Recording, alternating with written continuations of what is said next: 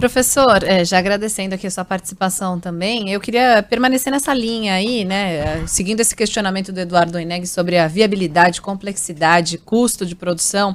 Ontem, o presidente do Banco Central, Roberto Campos Neto, disse que o Brasil pode se beneficiar dos efeitos do choque da guerra envolvendo Rússia e Ucrânia, se o país tiver fertilizantes para a produção de alimentos com essa alta dos preços. Agora há pouco entrevistávamos também o ex-ministro da Fazenda, o Maílson da Nóbrega. Ele disse que o Brasil, ele destacou a questão da exportação, né? Relembrando que o Brasil exporta produtos agrícolas e pode ganhar mais com esse fator das exportações na comparação de preços, tem um maior potencial de crescimento. Queria perguntar ao senhor como é que o senhor avalia o lado positivo, né? Trazendo, se é que a gente consegue tirar algo de bom, digamos assim, de positivo com esses conflitos, que poderia ser de aspecto positivo para o Brasil, e a viabilidade da fala do presidente do Banco Central em relação à produção e desenvolvimento desses fertilizantes por aqui.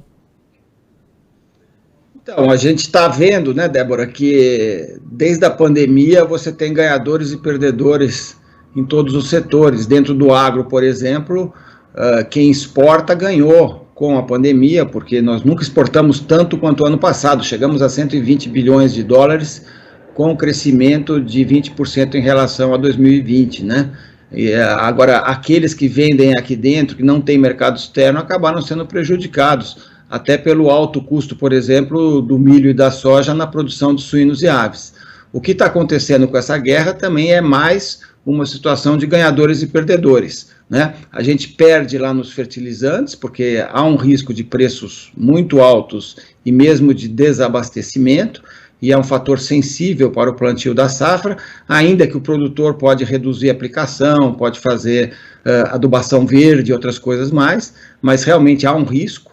Agora, a gente ganha pelo lado das commodities que são impactadas pela guerra, né? Eu acho que principalmente o trigo, né, que aonde a Rússia e a Ucrânia representam 28% das exportações mundiais, e pelo lado do milho, né, aonde esses dois países respondem por 18%, né, e hoje a gente vai ter aí uma oportunidade nessa próxima safra, desde dessa safra de trigo lá no sul do Brasil, está se falando de exportar trigo esse ano como nunca se fez antes, ao mesmo tempo que há uma oportunidade para milho, há uma oportunidade também nos óleos vegetais, já que Rússia e Ucrânia representam 70%, por exemplo, do fornecimento de óleo de girassol para o mundo, que é um concorrente do óleo de soja.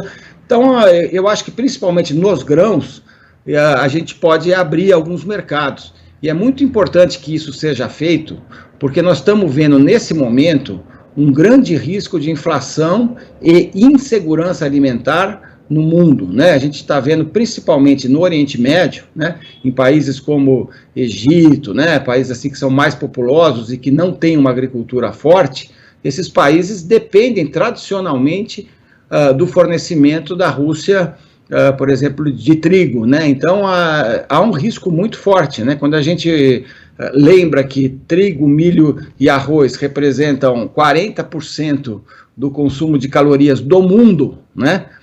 Quando a gente tem o trigo e o milho faltando, isso pode causar um problema grave de aumento de preços, de falta de produtos em alguns países, e a gente tem que lembrar que em 2008, quando tivemos também uma alta de preços, que se chamou do boom das commodities, né?